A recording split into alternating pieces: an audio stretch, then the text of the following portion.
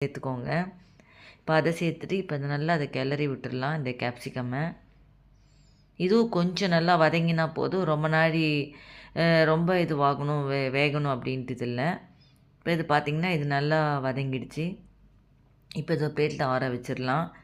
இப்போ பார்த்திங்கன்னா அதே பேனில் கொஞ்சமாக நெய் சேர்த்துருக்கேன். கொஞ்சமாக எண்ணெய் சேர்த்துக்கோங்க. அதுலேயே கொஞ்சம் எண்ணெய் சேர்த்துட்டு பட்டை, லவங்கம், ஏலக்காய், இந்த இலை, பிரியாணி இலை இது எல்லாமே நம்ம இதில் இப்போ சேர்த்துக்கலாம். இப்போ இதெல்லாம் சேர்த்துருக்கேன் இதில்.